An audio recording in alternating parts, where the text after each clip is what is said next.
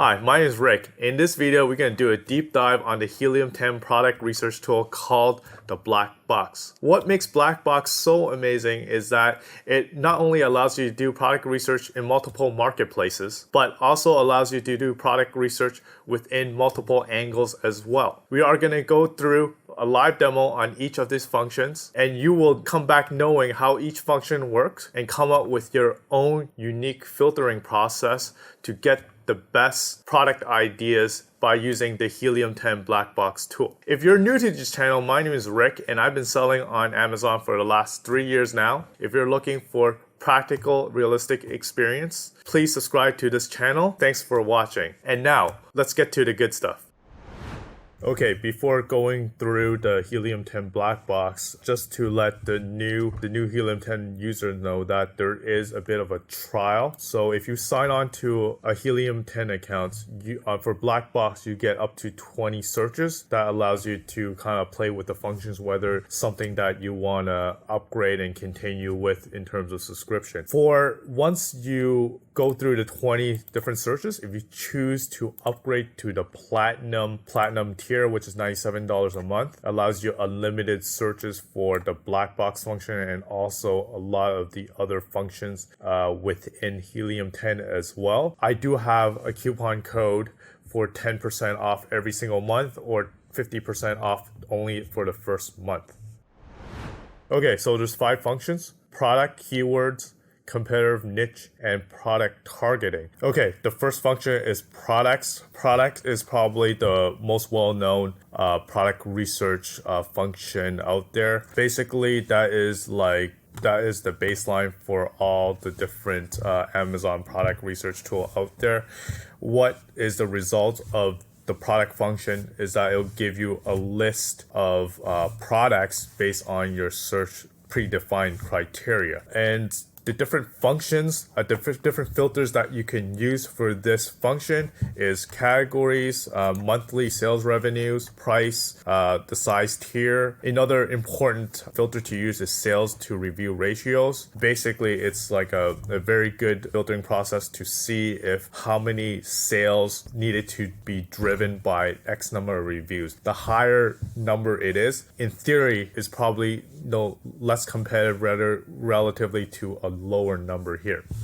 And another filter that I definitely would use is the number of sellers. This would allow us to filter for anything that is like private label product only. For example, a product like Logitech mouse would probably have like 10 different sellers out there because it's a brand and a lot of different wholesalers would be carrying this product. So normally I would choose like 2, for example, max sellers for a listing. Go for a certain category. I would go for arts, crafts, showing, beauty, baby, basically whatever category you're comfortable with. I'm mostly comfortable with any niche that doesn't require you to ingest the product, anything that requires FBA approval. And then different the basic filtering is monthly revenue, price. The review count I don't quite use. When you press search, so I'm gonna look for last search, the result is a list of ASINs. So this is a pretty clear cut. I think most of the Amazon sellers would know what this is. Okay, the next would be the keyword function. This is my favorite product research function in Helium10. What it populates is a list of keyword searches that an Amazon buyer would potentially use based on the predefined criteria you see on the screen right now. So I think a few filters that I feel that I would like to make note of would be competitor revenue, reviews, and also the ratings. What it tells you is that on the list of the top 10 results for a particular keyword that results from this research tool, how many of them based on your predefined criteria has more than 2,500 a month in revenue, more than 5,000, and more than 10,000. So basically it's saying that you go through your your top 10 list, which of the top 10 then has more than X amount of revenue here. For example, in my keyword result, I want at least 2 of the sellers in the top 10 to have at least more than 5,000. And for the competitor reviews, right? This is also very important search criteria, saying like in the top 10, how many listings are there is less than 50, 70, 75, or 150 reviews in the top 10. This is important because if it's less than 50 or say less than 150, it allows you room to get into the top 10 for the top 10 list. If everybody on the top 10 list have 1,000 review, it's really tough to get on the top 10. So I really like this filtering right here. I would put less than 50 and also at least say, I would also say 2. And competitor ratings. This would really give an opportunity for you to say if there is a seller on the top 10 list that have like a below 3.75, you come out and source a much better product in the top 10, you have a very good chance of being up there. Another filter that I would also use is word count. What I like to do is to do at least 3 words and also max 4. So what this does is that anytime there's like 2 word search on Amazon, it's probably very competitive. At the same time, you don't want to go too long tail. So I think having at least 3 word in the keyword count and also max 4 would be a good medium. And the search volume, monthly volume, and also price, I think that's pretty clear. I don't have to say more. Let's see what it shows when I do a search on this function. 28, minimum at least 5,000. Again, max number of sellers 2 for private label products. Search. So here we are. So candle making supplies kit. I think that might be a little competitive, but if you go down the list, you can get a very, very good idea as to different products out there searched by the Amazon buyer. Art Raisin Starter Kit. Okay, this is very interesting. Yeah, so you could get really good product research result that way. Okay, the next tool is the competitors.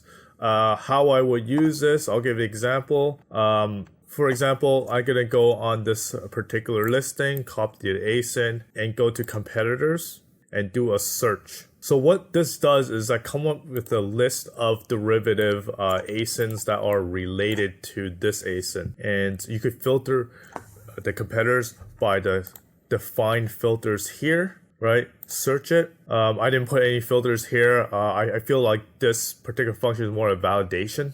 When you actually come up with the actual product ideas, you want to do like a proper competitor research for ASIN that you see as your main competitor. So for this one, I think what's important to show is the P index. So what the P index does is match how this main product, how tightly matched the derivative products is to your main product. I think how they do this is matching what keyword is ranking for each of these ASIN and match it up and see what correlates to each other. The higher number of keyword that correlates with each other to your seed ASIN, then the higher the P score is. So I think if you want to find competitors, like 4 or so different competitors, you'll choose not only your seed ASIN, but also the ASIN that has higher relatively P index score than the other ones. So I don't think it's a good for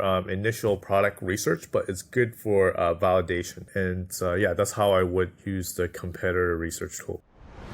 The next tool would be the niche tool, which I think niche tool is very good to use after you use the product and keywords tool. You find a niche or say a product you like. Let's just say you want to find additional product within that niche. You could use the niche function. So in our example, the last product is a candle making kit. So I want any accessories or any products is related to candles. And then my advanced stats would be, I would like to say sales to review as like 3, monthly revenue at least 5,000, number of sellers 2 for private label sellers, and then I would do a search, and this would give me different product within the candles niche. I think it's a very good tool if you want to like doing the second level of your research. Basically, I think product and keywords is probably your initial research step, and then if you want to do further digging, you use niche and also competitors and also product targeting, in which we will discuss very soon. Let's see what we have here. Yeah, so not only so we have soy candles, we have candles for Christmas. You get the idea here. The last function for the Helium10 Black Box that I like to talk about is the product targeting. So with this, it's probably the second, as I talk about, it's probably the second level tool that you use in the black box. A lot of times you'll need to probably do additional research in products and keyword before you'll use like these 3 functions. These require you to get at least your seed ASINs to be able to use it. So in our example, let's go back to our previous example with the organics natural soy wax. So what this does is that it would show you a list of derivative products that are one, frequently bought together, that donates with an F, and also customer also bought, which is with the symbol A. So this is not a directive. So the difference between the competitors and product targeting is that this would show derivative products that customer would also buy as well as the main product. This competitor, it just show the basically as close as relationship as your seed product as possible. So those are different. Why this is powerful for your product research is that it allows you to bundle your main product with derivative products as well. That allows you to make your listing that much more competitive compared to the market. In our case, with the soil wax, a frequently bought together one would be soil wax candle dye. So it shows you that people that purchased this product also bought the candle dye as well. So that is a potential way to make your listing stand out against the other competitors. Okay, so I think I've done a decent job in describing how to use the Helium10 Black Box function. Also, you understand what the different tabs within the Black Box does. It will be up to you to use either one or all of these functions. Again, with everything, you just have to experience it for yourself, spend some time on it, and use the different functions, come up with your unique set of filters to get your own product ideas. You have reached the end of this video, and if you want additional notification on new videos that I will be making, make sure to subscribe. If you also do me a favor and also give me a thumbs up as well. And if you have any additional questions, feel free to comment below, or feel free to reach me directly in my new Amazon FBA Facebook group, linked also in the description. So until the next video, hope you learned something. See you later. Bye.